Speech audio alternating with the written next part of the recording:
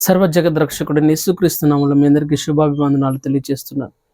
ఈ దినము దేవుని వాక్య ధ్యాన నిమిత్తం కొలసీలకు రాసిన పత్రిక 3వ అధ్యాయం 4వ వచనాన్ని ధ్యానించుకుందాం. మనకు జీవమయున్న క్రీస్తు అనే మాటను ఆ వచనంలో మనం గమనిస్తూ ఉన్నాం ప్రియులారా. ఈ దినము మనకు జీవమయున్న క్రీస్తు అనే మాటను బట్టి కొన్ని నిమిషాలు దేవుని వాక్యాన్ని విందాం శ్రద్ధగా. మనకు జీవమయున్న క్రీస్తు. దేవుని బిడ్డలకు జీవం ఎవరు అని అంటే క్రీస్తే. ఎందుకంటే ఆయన జీవపు మాటలు కలిగిన వాడు, నిత్య జీవపు మాటలు కలిగిన వాడు. ఒకనొక సందర్భంలో శిష్యులు అడిగారు, నన్ను ఎవరని ప్రజలు అనుకుంటున్నారంటే, అయ్యా నువ్వు ఏలియావని, నువ్వు ఫలానా అని కొంతమంది చాలా మంది చెప్పారు. అయితే దేవుడు మీరేమనుకుంటున్నారని శిష్యులను అడిగినప్పుడు ఒక పేతురు మాత్రమే ఈ విధంగా జవాబిచ్చాడయ్యా, నీవు సర్వోన్నతుడైన దేవుని కుమారుడు అనియు, నీవు నిత్య జీవపు మాటలు కలిగిన వాడవనియు నేను ఎరుగుదును అని పేతురు పలికినట్లుగా మనం గమనిస్తూ ఉన్నాం ప్రియులారా. అంత మాత్రమే కాదు, యోహాను సువార్త 1వ అధ్యాయంలో 4వ వచనంలో ఆయనలో జీవముండెను, ఆ జీవము మనుషులకు వెలుగై ఉండెను అనే లేఖనం సెలవిస్తుంది ప్రియులారా. ఆయనలో జీవం ఉంది, ఆయన లేకుండా ఏది కలగలేదు. ఆయనలో జీవం ఉంది కనుక నిర్జీవమైన సృష్టి క్రమంలో భూమి మీద చీకటి అగాధ జన్మలు కమ్మినప్పుడు జీవవాక్కును జీవవాయువును ఆయన నరులకు ఊదినప్పుడు ఆ జీవపు మాటలు అక్కడ కార్యాన్ని జరిగించినట్లుగా, అంత మాత్రమే కాదు ఆ జీవము మనుషులకు వెలుగుగా ఈ లోకానికి వచ్చినట్లుగా కూడా మనం గమనిస్తూ ఉన్నాం. అవును ప్రియులారా, ప్రతి క్రైస్తవుడికి జీవం ఏంటి అని అంటే క్రీస్తు మాత్రమే. వాక్యమయ్యున్న క్రీస్తు మాత్రమే ప్రతి మనిషికి జీవవాక్కులను ప్రతిదినము దయచేవాడుగా ఉన్నాడు. వాక్యం వింటున్న నీ నా జీవితంలో మనకు జీవము ఎవరు అని అంటే దేవుడే.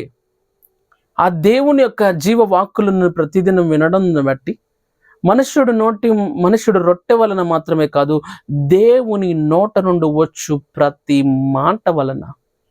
ఈ రోజున ప్రతి దినము దేవుని వాక్యం ఎందుకు ప్రకటించబడుతుందంటే, నువ్వు సజీవంగా ఉండాలని, నువ్వు జీవంతో ఉండాలని, నీవు జీవాధిపతి అయిన దేవుని ద్వారా జీవం కలిగి ఉండాలనేదే మా తాపత్రయం ప్రియులారా. మనకు జీవమై ఉన్న క్రీస్తు. నీకు నాకు లైఫ్ ఎవరు అని అంటే దేవుడే. మన లైఫ్ లైన్ ఎవరంటే దేవుడే. అంతేకాని మనకు లైఫ్లో ఇంకొకరు ఉండకూడదు ప్రియులారా.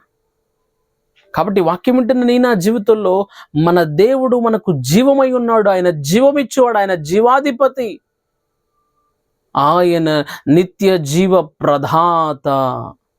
ఆ జీవం ఎంతవరకు అంటే కేవలం 70 సంవత్సరాల వరకు మాత్రమే కాదు, నిత్య జీవానికి నిన్ను నడిపించేది కేవలం జీవాధిపతి అయిన యేసు క్రీస్తు ప్రభువారు మాత్రమే.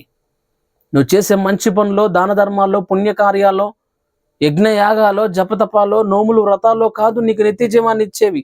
యేసుక్రీస్తు ద్వారా మాత్రమే నిత్య జీవం ఈ లోకంలో మనిషికి ఇవ్వబడింది. ఆయన నమ్మిన వారు నిత్య జీవము కలిగిన వారు ఉంటారని యోహాను సువార్త 3వ అధ్యాయం 16వ వచనంలో మనం గమనిస్తున్నాం. ఆయన అద్వితీయ కుమారుడిగా పుట్టిన వాని యందు విశ్వాసం ఉంచు ప్రతి వాడును నశింపక నిత్య జీవములోనికి వెళతాడు. ఎందుకంటే ఆయన జీవము, ఆయన జీవాహారం, ఆయన జీవజలము. అనేక విషయాలు ఉన్నాయి ప్రియులారా.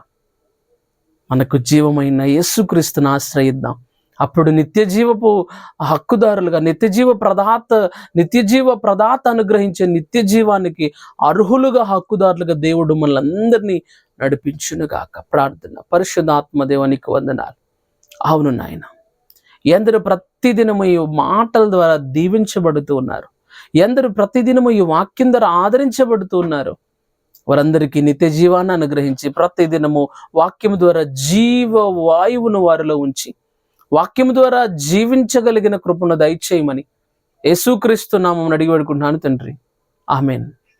God bless you.